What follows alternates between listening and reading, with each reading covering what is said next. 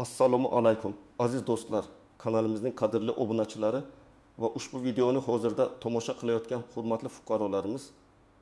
Bugun men sizga shunchaki yangilik emas, balki hayotingizga bevosita ta'sir qiladigan juda muhim va dolzarb masalani muhokama qilish uchun murojaat qilaman. Bu ma'lumot ayniqsa 60 yosh va undan katta bo'lgan barcha hurmatli pensionerlarimizga tegishli bo'lib, uning ahamiyatini mutlaqo oshirib bo'lmaydi. Yani 4 kun ichida davlatimiz tomonidan taqdim etilayotgan yangi imkoniyatlar eshigi ochilmoqda. Bu imkoniyatlardan foydalanish esa ko'pchilik uchun hayotni sezilarli darajada osonlashtirishi mumkin. Siz shunchaki biror narsani o'tkazib yuborishingiz mumkin emas. Chunki bu yangilik shunchaki xizmat emas, balki raqamli davrda sizning yangi yordamchingiz bo'ladi. Shuning uchun iltimos, ushbu videoni oxirigacha diqqat bilan tomosha qiling. Har bir so'zimga e'tibor bering. Hozirdayoq kanalimizga obuna bo'lishni va ushbu videoga like bosishni unutmang. Chunki sizning qo'llab-quvvatlashingiz biz uchun muhim va bu ma'lumot boshqa ko'pchilikka ham yetib borishiga yordam beradi. Muammoning yechimi hurmatli tomoshabinlar. Avvallari davlat xizmatlaridan foydalanish ko'pincha murakkab va vaqt talab qiladigan jarayon edi.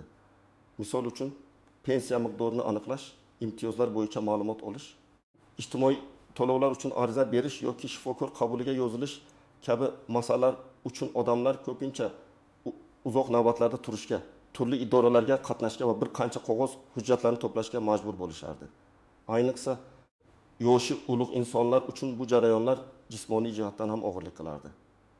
Qishning sovug'ida yoki yozning jaziramasida bankka borib pensiya kartasidagi mablag' qoldig'ini tekshirish, shifokorga yozilish uchun ertalabdan poliklinika eshigida kutish.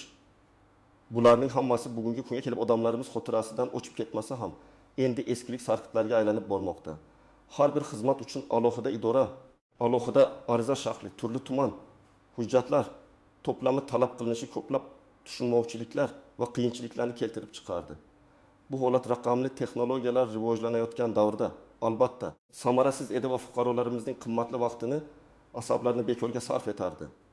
Ammo bugun vaziyat tubdan o'zgardi.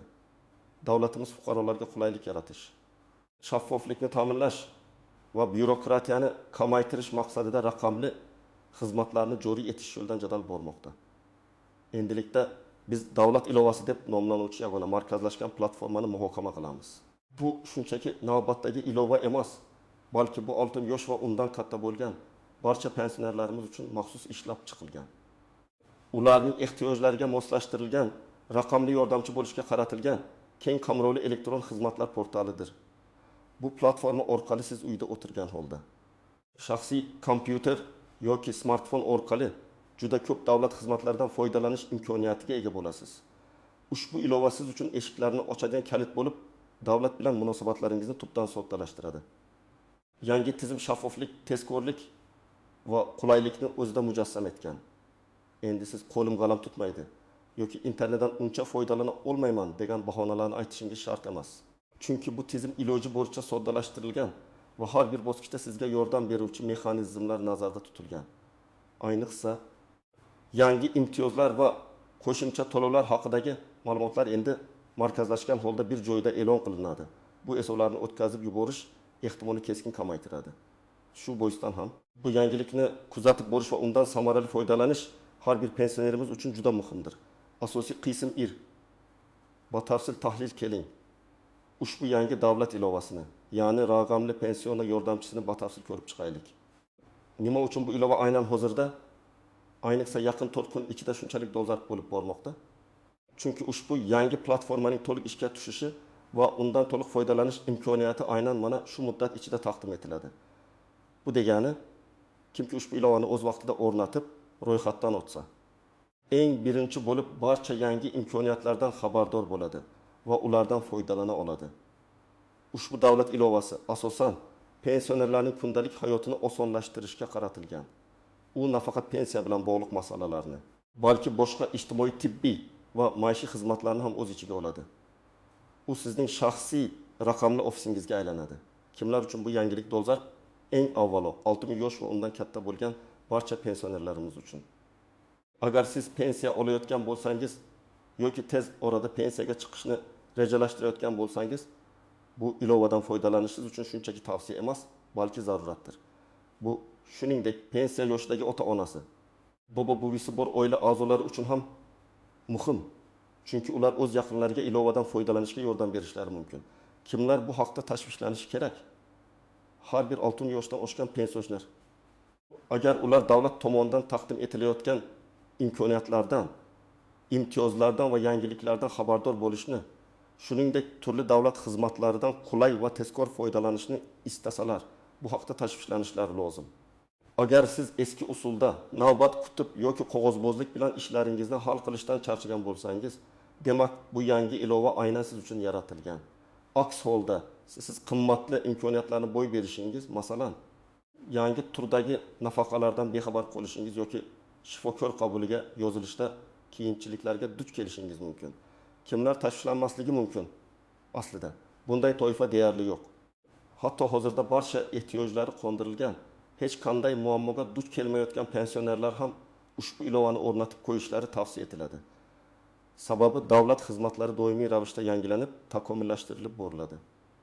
Bugun sizga kerak bo'lmagan narsa ertaga kerak bo'lishi mumkin. Lekin agar siz prinsipial ravishda raqamli texnologiyalardan umuman foydalanishni istamasangiz va barcha ishlaringizni eski usulda hal qilishni afzal ko'rsangiz, unda siz uchun majburiylik yo'q. Ammo bu holda siz ko'plab qulayliklar va imkoniyatlarni boy berishingizni unutmasligingiz kerak. Keling, bir nechta real hayotdan olingan misollar bilan buni tushuntiraylik. Misol 1. Bu Gulnora va uning pensiya kartasi. Tasavvur qiling, 72 yoshli bu Gulnora. U har oy pensiyasini bankdan olish uchun yarim soat yo'l yurardi, avtobusda borib kelishga 6 million so'm sarflardi. Ba'zida bankdagi navbatlarda 1 soatdan ortiq vaqtini o'tkazardi. Pensiya kartasidagi mablag' qoldig'ini bilish uchun ham bankka borishga yoki do'konda to'lov qilishga majbur edi. Endi esa yangi davlat ilovasi orqali u uyda o'zining sevimli kreslosida o'tirib bir necha soniya ichida pensiya kartasidagi mablag' qoldig'ini tekshirishi, pensiya to'lovi qaysi sanada amalga oshirilishini aniqlashi mumkin. Hatto ilova orqali kommunal to'lovlar uchun ajratilgan 1 million so'm miqdoridagi yangi imtiyozni olish uchun ilgari qancha hujjat yig'ish kerak edi. Endi bu ilova orqali faqat bitta tugmani bosish kifoya bo'lishi mumkin. Bu unga nafaqat vaqt va pulni tejash imkonini beradi, balki jismoniy zo'riqishdan ham xalos etadi. Misol 2.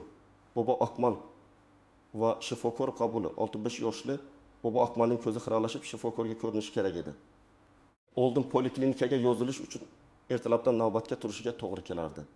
Ba'zida esa uzoq kutishga qaramay, mutaxassis shifokorning qabuli band bo'lib, keyingi kunga qolardi. Bu holat unga juda ko'p qiyinchilik tug'dirardi.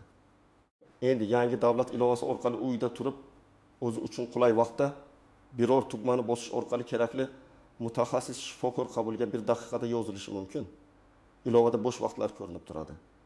U ulardan birini tanlaydi va tibbiy muassasaga belgilangan vaqtda boradi. Bu uning sog'lig'i haqida qayg'urishni yanada osonlashtiradi. Misol o'chi xolalarimiz va yangi ijtimoiy yordamlar. Mamlakatimizda ba'zida kam ta'minlangan oilalarga yoki biror sababga ko'ra qiynalgan pensionerlarga yangi ijtimoiy yordam turlari, masalan, oziq-ovqat mahsulotlari uchun subsidiyalar yoki bir martalik moddiy yordam ajratiladi. Oldin bu haqda xabar topish, qanday murojaat qilishni bilish ancha murakkab edi. Ko'pincha bu ma'lumotlar tushunarsiz tarzda e'lon qilinardi va ko'pchilik ulardan bexabar qolardi. Endi esa davlat ilovasida barcha yangi ijtimoiy dasturlar, ulardan foydalanish shartlari va ariza berish tartibi aniq va tushunarli tilda joylashtiriladi. Masalan, qishki isitish mavsumi uchun 5 million so'm miqdoridagi bir martalik yordam haqidagi ma'lumot ilovada paydo bo'ladi va siz bir necha tugmani bosish orqali bu yordamga ariza berishingiz mumkin bo'ladi. Bu esa moddiy yordamga muhtoj bo'lganlarga o'z vaqtida va hech qanday ortiqcha qog'ozbozliksiz yordam olish imkonini beradi. Asosiy qismdagi istisnolar, tuzoqlar va noaniq nuanslar har qanday yangi tizimda bo'lgani kabi. Davlat ilovasida ham ba'zi istisnolar, e'tibor berish lozim bo'lgan tuzoqlar va noaniq nuanslar mavjud. Bularni bilish sizni kutilmagan muammolardan himoya qiladi va tizimdan to'g'ri foydalanishga yordam beradi. Raqamli savodxonlikdagi tafovut eng katta muammolardan biri bu raqamli savodxonlik darajasidagi farqlardir. Hamma pensioner ham smartfonlardan foydalanishni bilmaydi. Ularning ekranida kichik harflarni o'qish, menyular orasida yurish, internetga ulanish yoki parol eslab qolish qiyin bo'lishi mumkin. Bu holatda nima qilish kerak? Davlat tomonidan mahalliy hokimiyatlar va ijtimoiy xizmatlar markazlari orqali, shuningdek, mahallalarda maxsus ko'maklashish punktlari tashkil etilishi kutilmoqda. Bu yerlarda xodimlar pensionerlarga ilovani o'rnatish, ro'yxatdan o'tish va undan foydalanishda yordam beradi. Shuningdek, farzandlar, nabiralar yoki qo'shnilarning yordamidan foydalanish ham ayni muddao bo'ladi. Ulardan yordam so'rashdan uyalmang, chunki bu umumiy maqsadimiz barcha uchun qulaylik yaratishga xizmat qiladi. Lekin shuni unutmang, parollaringizni boshqalarga bermang. Faqat ilovani o'rnatish va asosiy funksiyalarni tushuntirishda yordam so'rang. Texnik muammolar va internetga ulanish, ilova yangi bo'lgani uchun dastlabki paytlarda ba'zi texnik nosozliklar, buglar, dasturiy xatolar yoki sekin ishlash kabi muammolar yuzaga kelishi mumkin. Bunday hollarda sabrli bo'lish va ishlab chiquvchilarning yangilanishlarini kutish kerak. Shuningdek, ilovadan to'liq foydalanish uchun barqaror internet ulanishi talab etiladi. Qishloq joylarda internet sifati har doim ham yaxshi bo'lmasligi mumkin. Bunday vaziyatlarda aholi gavjum joylardagi pochta bo'limlari, xizmat ko'rsatish markazlari, bepul Wi-Fi nuqtalaridan foydalanish yoki mobil operatorlarning qulay internet tariflarini ulashni ko'rib chiqish mumkin. Xavfsizlik masalalari va ma'lumotlar himoyasi. Raqamli dunyoda firibgarlar ham doimiy ravishda faol bo'ladilar. Shuning uchun ilovadan foydalanishda juda ehtiyot bo'lish kerak. Ilovani faqat rasmiy manbalardan yuklab oling. Astrolis bular Google Play Market, Android telefonlar uchun yoki App Store uchun. Begona saytlardan yoki shubhali havolalar orqali yuklab olmang. Shaxsiy ma'lumotlaringizni himoya qiling, hech qachon ilovadagi parolingizni, PIN kodlaringizni yoki bank kartangiz ma'lumotlarini begona shaxslarga aytmang. Davlat idoralari yoki bank xodimlari sizdan telefon orqali bunday ma'lumotlarni so'ramaydi.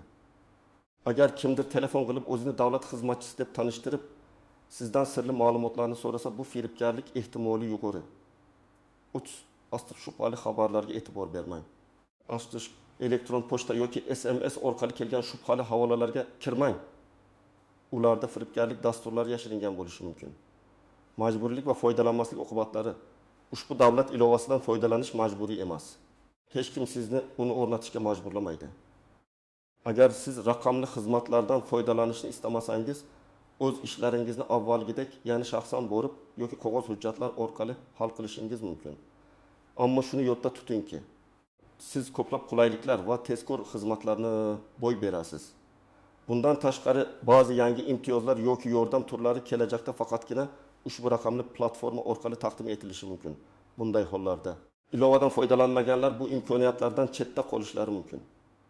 Ya'ni hech qanday huquqiy majburiylik bo'lmasa-da, amaliy jihatdan u sizga juda katta foyda beradi va uni e'tiborsiz qoldirish mantiqsiz bo'ladi. Geografik cheklovlar. Dastlabki bosqichda ilovaning ba'zi funksiyalari yoki yordam markazlarining faoliyati shaharlarda yoki yirik tuman markazlarida ko'proq rivojlangan bo'lishi mumkin. Biroq davlat siyosati barcha hududlarda, hatto eng chekka qishloqlarda ham raqamli xizmatlarning bir xil darajada taqdim etilishini ta'minlashga qaratilgan. Shuning uchun vaqt o'tishi bilan barcha hududlardagi imkoniyatlar tenglashadi.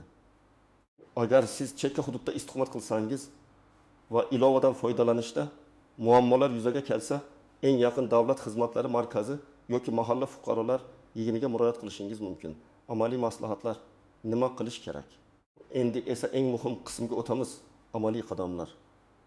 Yaqin 4 kun ichida ushbu davlat ilovasidan samarali foydalanishni boshlash uchun aniq nimalar qilish kerak? Men sizga bosqichma-bosqich ko'rsatmalar beraman. 1. Smartfon yoki planshet tayyorlash. Agar sizda smartfon bo'lmasa, farzandlaringiz yoki nabiralaringizdan yordam so'rang. Ulardan birini sotib olish yoki ularning telefonidan vaqtincha foydalanish imkoniyatini muhokama qiling.